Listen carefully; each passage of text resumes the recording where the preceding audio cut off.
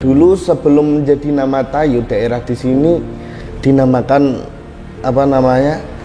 Mondoliko, daerah Mondoliko. Daerah Mondoliko. Iya, sebelum ada Mbah Duni, namanya itu Mondoliko.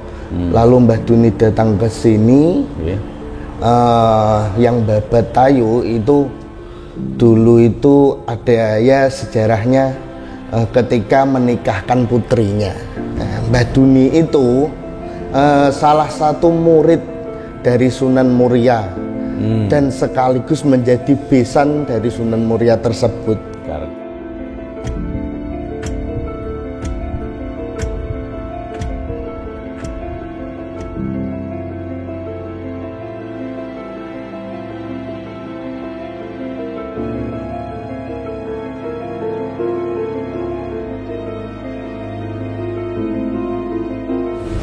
Oke, assalamualaikum warahmatullahi wabarakatuh. Waalaikumsalam warahmatullahi wabarakatuh. Alhamdulillahirrahmanirrahim. Siang hari, pagi menjelang siang, Gusti welas dan meridhoi kita untuk bersilaturahmi, Mas.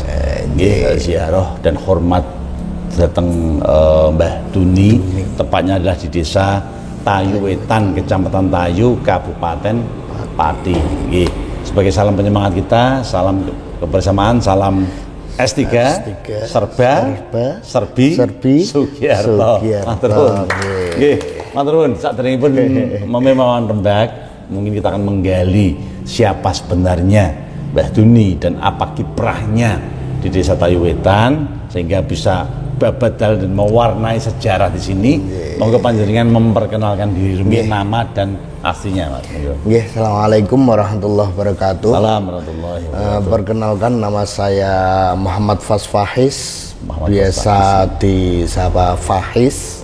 Nggih, saya merupakan salah satu juru kunci yang kelima. Yang kelima. Dan kebetulan juru kunci yang sebelumnya itu masih saudara. Iya. Yang pertama itu juru kuncinya Mbah Maksum Jalil. Mbah Maksum Jalil. Nggih, Mbah Maksum Jalil. Itu kakak dari kakek saya. Mbah saya. Kakak dari kakek. Terus dilanjutkan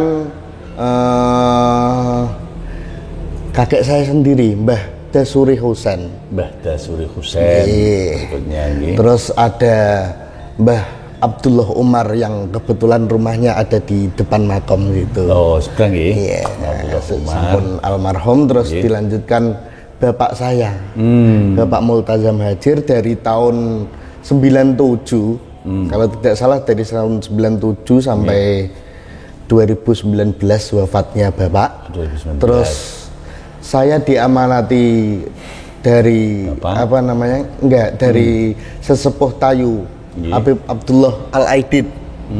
Ya, itu didapat amanat untuk meneruskan bapak sebagai juru kunci di sini. Alhamdulillahirabbil alamin. Ya, apa namanya? Istilahnya saya juru kunci mungkin di Kabupaten Pati juru kunci termuda. Rekor dunia ini. Iya, termuda. Jadi dari tahun 2019 bulan Juli sampai sekarang pas ini. Bapak Swargi. Iya. Nggih, nek Bapak dan tadi yang jenengan sebutkan para 5 juru kunci di pemakaman umum, Pak. Nggih, di pemakaman umum. Alhamdulillah. Lah dari 5 itu berarti kan sementara tak lihat ada terah saudara. Apakah itu memang satu kebijakan atau penunjukan tadi dari Habib atau dari desa atau dari warga, Mas? Memang kebetulan. Terus kalau dulu itu sebelum yang pertama itu entah yang nunjuk dari desa atau siapa, saya kurang paham. Terus sehabis mbah saya terus dilanjutkan bapak itu mbah kan kebetulan dulu merangkap jadi mudin desa. Mudin. Iya. Zaman dulu tuh kaur kesra. Iya, mudin. Terus kan tidak boleh merangkap. Lalu mbah saya mengajukan bapak, kono le kondo karo petinggi.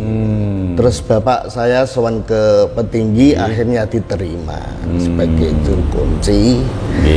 Terus dibuatkan SK ya, secara tidak langsung memang ditunjuk dari desa. Meskipun ada rekomendasi permintaan. Leres. Mbah Duni ini menurut panjenengan mulai dari tahun berapa? Monggo jenengan terusaken jenengan tahu mengenai Mbah Duni di untuk sejarah Mbah Duni, mohon maaf ini hanya yang diketahui dari dulu, mungkin dari yang sejarah yang telah ditulis bapak dulu itu hanya sejarah singkat. Untuk Mbah Duni itu mungkin wafatnya tahun berapa, terus silsilahnya dari mana itu maaf belum ada yang tahu. Wallahualam, sementara belum tahu. Terus yang diketahui hanya sejarah singkat. Mbah Duni itu merupakan wali perempuan, Pak, di desa ini yang membabat Tayu. Wetan. Yang membabat daerah Tayu sini. Tayu pada umumnya. Tayu pada umumnya. Dulu sebelum menjadi nama Tayu, daerah di sini dinamakan apa namanya? Mondoliko, daerah Mondoliko. Daerah Mondoliko. Iya, sebelum ada Mbah Duni, namanya itu Mondoliko. Lalu Mbah Duni datang ke sini, yang babat Tayu itu dulu itu ada ya sejarahnya ketika menikahkan putrinya. Mbah Duni itu di sini kebetulan makamnya sekalian sama garwonya suaminya. Yang bernama Mbah Abdur Rosid. Mbah Abdur Rosid. Ceritanya itu dari tiang sepuh. Mbah Abdur Rosid itu putra dari Sunan Gunung Jati, Cirebon. Masya Allah. Mempunyai satu anak yang namanya Sri Sejati atau Sri Sekarjati. Mbah Duni itu salah satu murid dari Sunan Muria. Dan sekaligus menjadi besan dari Sunan Muria tersebut. Karena Kang Garwo. Karena putrinya Mbah Duni di Garwo dinikahi oleh putranya Sunan Muria yang namanya Mbah Suroso. Mbah Suroso itu putranya Sunan Muria. Mbah Duni sampai sekarang itu ada petilasannya di Desa Gerit, Kecamatan Celuak. Ada nggih? Ada. Napa niki, Mas? Itu di tengah-tengah pasar ya. Pasarnya itu enggak terus setiap hari ramai enggak, Pak. Ramainya itu setiap malam Senin Pahing. Malam Senin Pahing. Sore biasanya seperti itu. Pasarnya ya pasar jajanan-jajanan seperti itu, jajanan kuno-kuno ngoten. Jajan kampung lah gitu. Iya.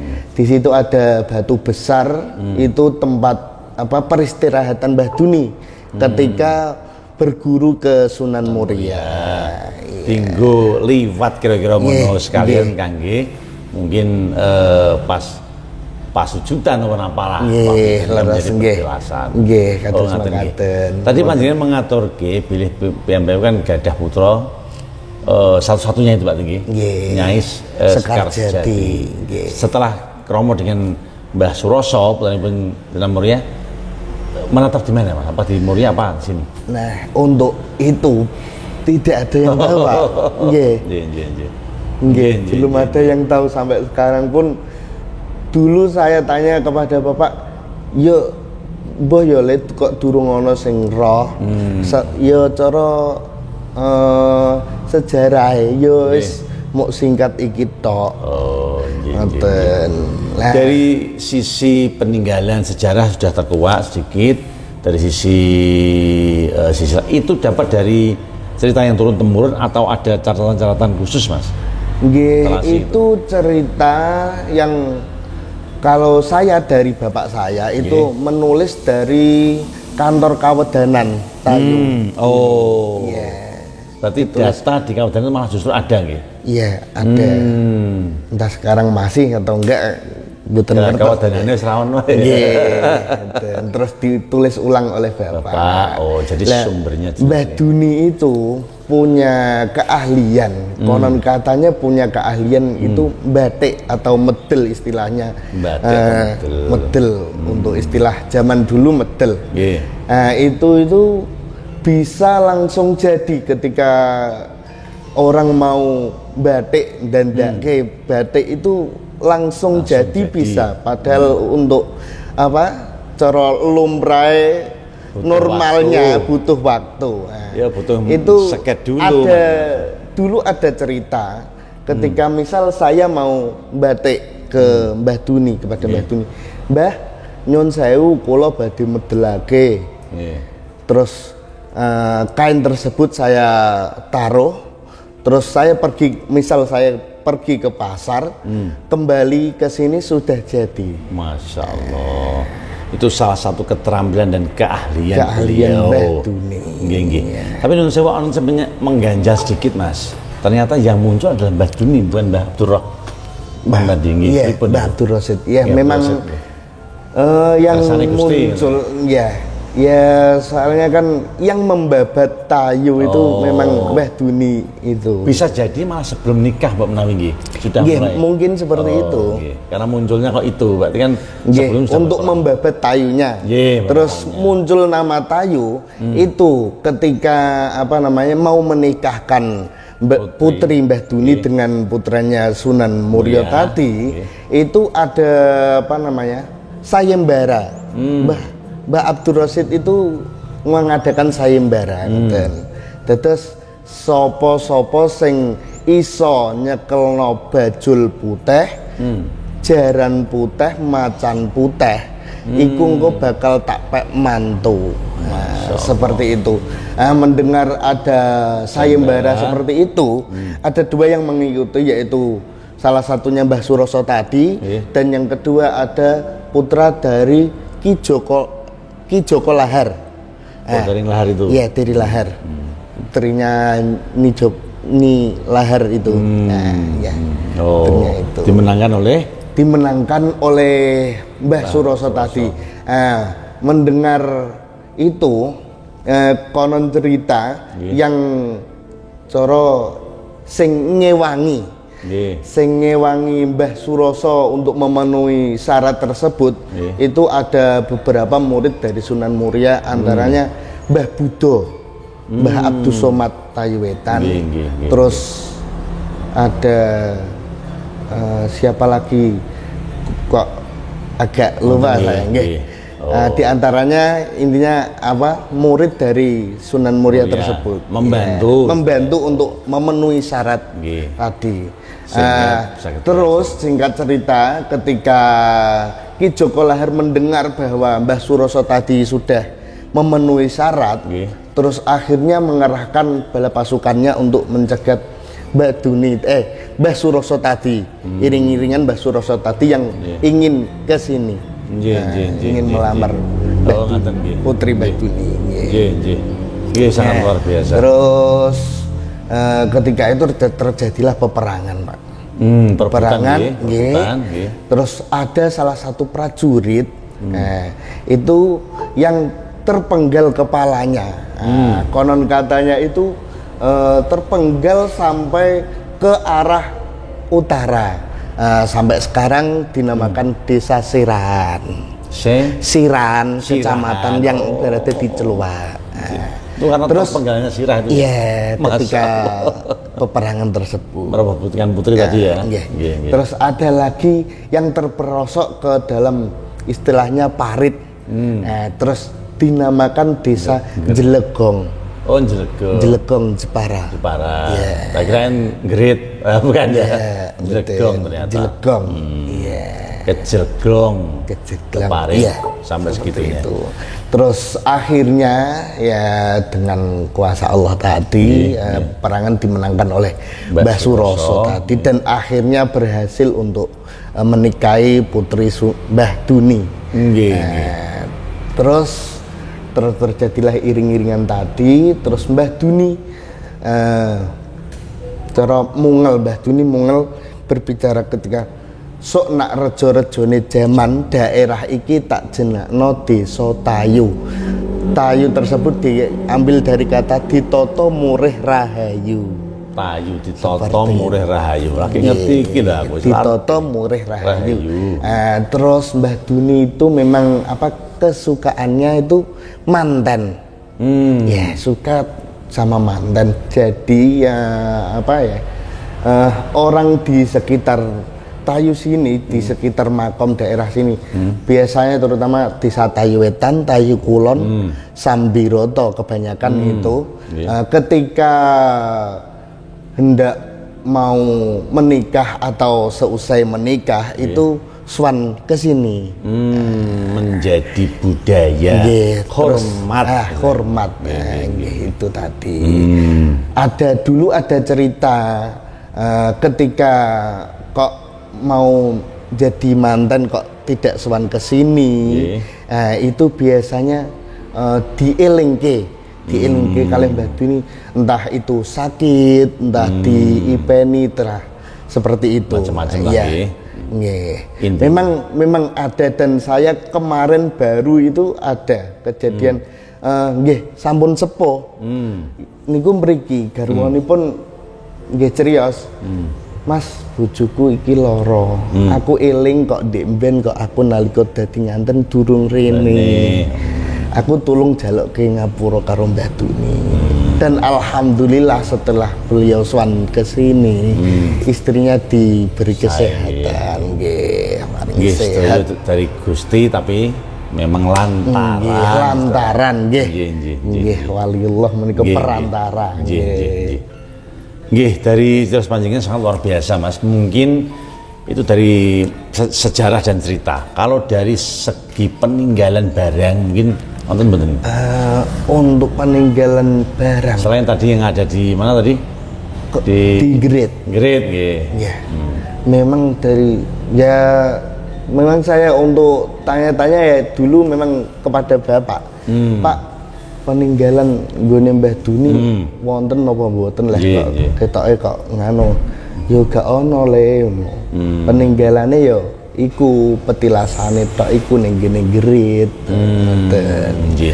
Untuk peninggalan berupa barang meskipun Mbah Duni dalam ceritanya itu punya keahlian batik, peninggalannya pun tidak ada. Tapi di sini ada nggak itu yang pada pintar batik dan sebagainya? Tidak ada, Pak. Tidak ada juga ya? Tidak ada. Konon katanya itu dulu itu obat yang buat batik, istilahnya tintanya itu dari pohon tom. Pohon tom entah sekarang masih ada atau enggak. Itu dulu didapatkan dari daerah Bulungan. Bulungan ini. Tayu. Oh, Tayu sini. Maksud ada. Nggih, Mas, ke era sekarang mungkin beliau tentu kan ada di hall ya untuk hormat memperingati setiap tanggal dan hari bulan berapa? Untuk hall dari Mbah Duni itu 15 Syakban. 15 Syakban setiap tahun 15 selama ruah. Ya, 1 tahun sekali. Sebelum poso, ruah. 2 minggu sebelum puasa. 2 minggu sebelum puasa. Tepatnya berapa hari pelaksanaan untuk hallnya? Dulu sebelum pandemi memang ya Pak ya. Itu ada beberapa rentetan acara itu 1 minggu. Seminggu full? Iya. Itu setiap malam ada malam tirakatan yang diisi ya terbangan kuno, burda seperti itu. Terus ada juga parade rebana dari panitia mengadakan parade rebana dari siswa-siswa sekolah sekitar. Terus acara puncaknya biasanya buka selambu, terus ada pengajian akbar seperti itu. Standar memang kebiasaan dan budaya terus kita. Tapi ada pandemi terus tahun ini belum, tahun depan mungkin ya. Tahun kemarin itu hanya ada cuma minim. Kecil-kecilan. Dulu itu saya pernah nggak sengaja lihat sini tuh penuh orang jualan. Iya. Banyak rame itu. Cerita dari ibu saya yang asli sini kan ibu saya. Kalau bapak kan pendatang. Dari mana? dari Bulu Manis. Oh, Bulu Manis. Iya, itu ya. Pak, nggih. Dari Bulu Manis itu. Ceritanya Ibu Ud, dulu ketika Hall Mbah Duni daerah sini memang ramai, yang jualan pasar malam pun ada. Iya. Di sini di sekitar depan makam. Tapi jenengan juga melihat lah waktu itu kan waktu usaha kecil. Oh, belum. Belum. Nah ini kenapa surut, Mas? Entah. Berarti cara kok semakin zaman semakin maju kok malah karena informasi yang masuk ke generasi muda kadang-kadang itu nggak sampai.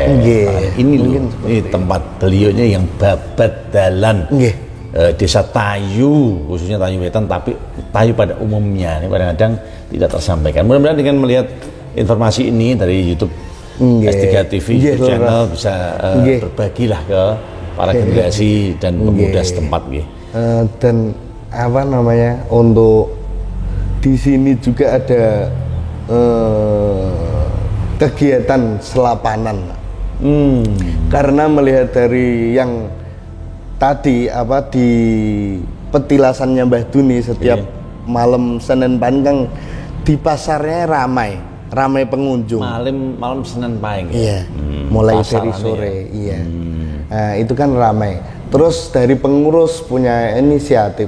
Mosok kok ning gone petilasane wae rame, kok ning gone makome kok malah sepi. Terus akhirnya diadakan setiap malam Senin Pahing itu diadakan burdah. Untuk kegiatannya kalau habis maghrib, dulu habis maghrib dan sekarang habis asar, itu diisi oleh ibu-ibu, jamiah ibu-ibu, dan untuk habis isya diisi oleh jamaah bapak-bapak. Untuk sudah mulai, sudah mulai. Petilasan yang tadi yang ramai malah ya. Ramai. Sana ramai karena itu faktor sejarah yang sampai, informasi yang sampai sehingga memunculkan keinginan. Namanya di situ Pasar Pekaulan. Pasar Pekaulan Gerit. Jadi geritnya. Untuk hall biasanya yang datang dari mana aja? Banyak. Ya walaupun mayoritas hanya warga sini-sini saja. Alhamdulillah sih, apa namanya, dari tahun ke tahun peziarah pun setiap minggunya itu ramai dari rombongan-rombongan. Banyak rombongan. Iya, alhamdulillah. Biasanya setiap Sabtu Minggu. Iya, rombongan sepur, bis banyak. Apalagi kalau istilahnya tadi sudah tampak seperti itu, tentunya kan banyak sekali yang. Iya, mungkin malah tambah banyak, bisa tambah banyak. Tambah. Ini masih terah-terah juga loh itu. Betul. Nggih, leres. Nggih, untuk rencana ke depan mungkin ada rencana-rencana dari panitia atau dari struktural yang mengampu di makam ini, mungkin ada rencana-rencana ke depan seperti apa, Mas? Untuk rencana kok belum ada. Belum. Kalau dari sisi bangunan tadi sudah sangat luar biasa, representatif, ada musala juga ya, ternyata samping ada tempat wudhu dan lain sebagainya, dekat dengan balai desa dan sebagainya, sehingga memang tempat yang sangat-sangat layak, tepi jalan raya. Jadi monggo untuk para pendatang peziarah. Ini mungkin ada aturan, ada jam kunjung, ada macam-macam, monggo. Enggak, untuk jam kunjung, jam ziarah. Jam ziarah untuk ke makam Mbah Duni enggak dibatasi mau ziarah. Kapanpun jam berapapun silahkan. Tapi biasanya kalau pintunya itu tidak terkunci itu biasanya hari Jumat, Sabtu, Minggu, Pak. Mulai Kamis sore, terus Jumat, Sabtu, Minggu. Soalnya kan biasanya ramai itu. Di luar itu justru malah terbuka santai lah. Jadi selain hari itu ketika mau ziarah biasanya ke rumah untuk meminta kunci. Dan ada yang ketika mau ziarah ingin ziarah sendiri juga ada yang meminta kudu karo juru kuncine ngoten niku nggih. Sangat luar biasa, Mas, dan sangat menginspirasi, dan mungkin sebagai penutup ya, monggo panjenengan, saya pengen tanya seusia panjenengan menjadi juru kunci, suka dukanya apa, Mas? Wah, nggih, suka dukanya nggih. Wah, sangat banyak gitu, nggih. Tentunya yang pertama itu mental. Terutama mental. Apalagi sebagai juru kunci termuda di dunia ini. Nggih, bisa jadi seperti itu. Soalnya ketika ini sekarang baru 25. Pas juru kunci berarti umur 19. Enggak, 22. Iya, 22, awal 22. Luar biasa. Alhamdulillah. Iya, yang terutama memang mental. Siap gak siap lah itu tadi karena amanat dari sesepuh. Nggih, bismillah ngurmati wali, ngabdi karo wali. Delalai berkah. Nggih. Tapi sampeyan garwa nggih, sampun. Dereng. Oh, ini kalau ada yang berkenan ini ibu-ibu bapak-bapak. Silakan. Nggih Mas, matur nuwun sanget. Sebagai penutup mungkin jenengan ada kesan dan pesan untuk para peziarah, untuk generasi muda bagaimana menghormat terhadap Mbah Duni dan para waliullah, dan juga mungkin kesan atau pesan untuk warga sekitar mensikapi atau dengan adanya makam waliullah Mbah Duni. Semoga. Nggih, untuk pesan-pesannya ya sering-seringlah ya, terutama warga sekitar lah. Warga seringlah datang ke makam-makam wali yang ada di daerah masing-masing, terutama di desanya. Terutama di desanya. Apalagi wali tersebut merupakan yang membabat daerah. Iya, sing babat daerah, iya. Sing berjuang istilahnya. Nggih. Nggih, saya pikir itu ya, teman-teman. Terima kasih Bapak atas berkenannya panjenengan menerima kami, dan mudah-mudahan ini menjadi satu suri tauladan, juga menjadi satu perhatian khusus bagi para pemuda untuk meneruskan jejak perjuangan waliullah di Bapak dalan desa Babat Alas Sambaning ini, dan gemah ripah lo Jinawi. Minimal tahulah kalau ada sejarahnya. Nggih. Mangaten kirang langkung pangapunten, mohon maaf Pak Yai kalau ada salah, mohon maafkan, dan ini adalah awal dan sukses untuk kedepannya. Berkah untuk semuanya. Salam para saudara kita, salam S3 sedulur Sugiarto Selawase. Assalamualaikum warahmatullahi wabarakatuh.